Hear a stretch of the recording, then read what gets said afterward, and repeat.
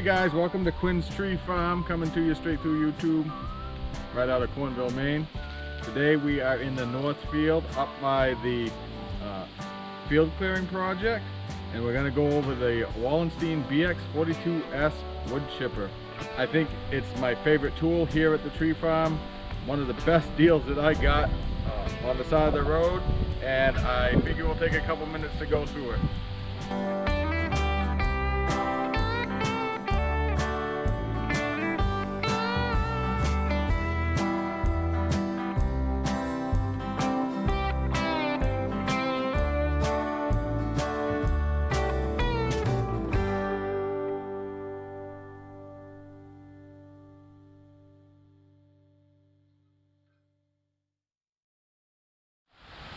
So the 42S works very well on this 25 horsepower tractor, the John Deere 1025R. Some of the key features: it's a very simple design, straight shaft, right to a flywheel that has blades on it, and out comes the chips right here. It will take up to a 4-inch trunk, although most people that I talk to, and I'm included, don't chip anywhere near that, because pretty much anything the size of your forearm is going to be used for firewood, and we're not going to waste it on chips. But it will take a 4-inch trunk.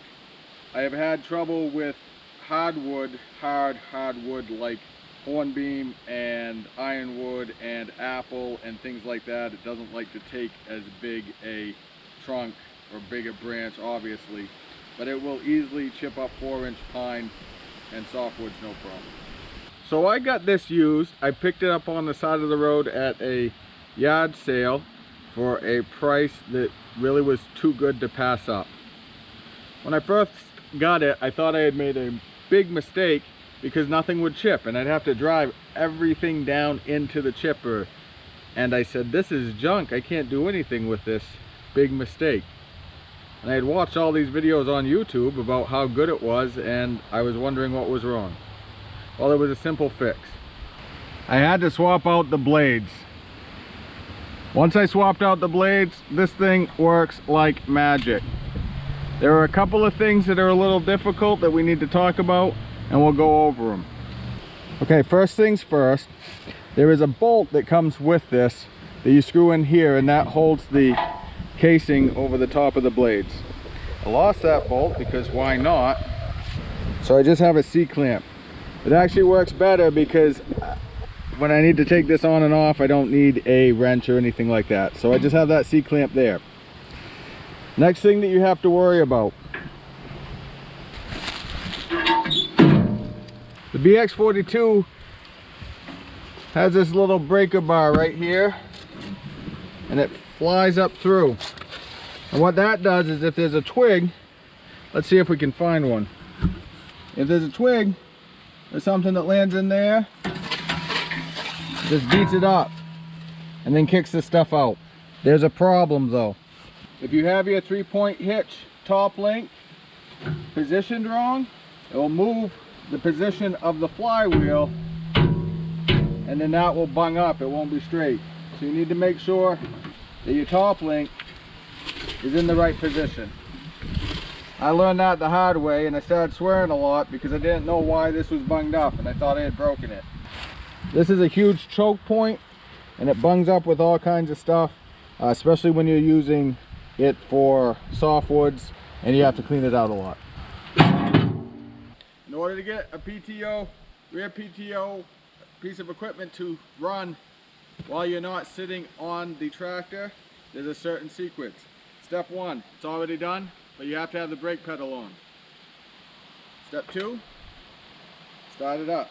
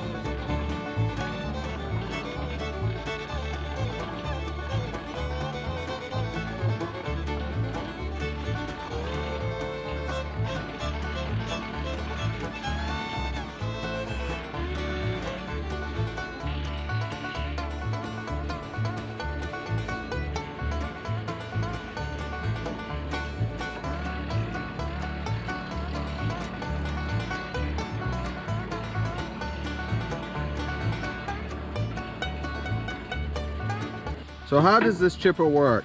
Because if you notice, it does pull stuff in. So I've got the chute up, and this is the bottom of the chute. And basically what happens is these blades are raised up. So there's like a, well, about 1/4 of an inch between the plate and the blade. And as that spins, it slices it off. And when it slices it off, it pulls it in a little bit more. And of course, when it's going 540 revolutions per minute, it just keeps pulling it down in. It's a pretty slick setup if you ask me. Very simple. Let's talk about some features. Got a couple of moving parts on it. You can shift the chute if you want to shoot it straight out, or you can make a pile like we just made a pile there. You can turn the chute 360 degrees. Probably need to do some WD-40 on that.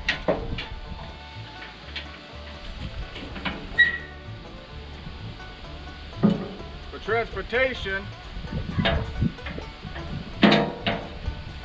you can pick up the chute. Makes it a lot smaller. And then, as I showed you, we got our C-clamp. So we can open up if we have to clear any obstructions. Things I like about this chipper: it's small, portable, and so far it's been able to chip anything I needed it to chip right off the back of this 25 horsepower subcompact tractor. I like to chip brush better than burning it for a couple of reasons. The biggest one being, when I get tired of chipping brush, I can leave. If I get a burn pile going and I get tired of burning, I can't leave. The second thing is, we can use a lot more of this in the field. We can put it around the trees, we can fill holes, and it's just kind of helpful that way. Things I don't like about it: it'll take your arm off if you're not careful. Probably a good time to refresh that tourniquet video I made, in case you get your arm caught and one of these things slice your arm off. It does plug up, especially when we're doing fresh softwoods like fir, and it won't really take the big Christmas trees very easily, right? So just, it's too wide to get through that 4-inch hole in the bottom.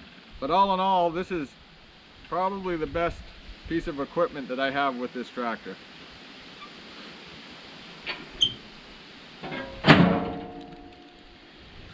Let's talk about maintenance for a bit. I told you how when I got this, I thought it was a piece of junk because I had dull blades. All you have to do is unscrew these and flip them, and then obviously if you need to have them sharpened, you have to have them sharpened and then put them back on. So it's just 4 bolts on each one. Takes probably 20 minutes to a half an hour to replace. 1, 2, 3, 4. Couple of grease fittings right here. Another one on this bearing. And then you obviously have your grease fittings in your drive shaft. So that's the finished product. It's not perfect mulch. You do get twigs in it. Sometimes you get some stringers. But all in all, it's pretty good. And it will fill holes no problem. The bucket picks it up pretty easily, and I don't have much left over. I really don't have much negative to say about this piece of equipment. It's really easy to maintain. It does exactly what it's advertised to do, and I like it a lot. It's one of the reasons why I'd really rather feel bad in Maine than feel good anywhere else. So there you go, my friends. I'll see you soon.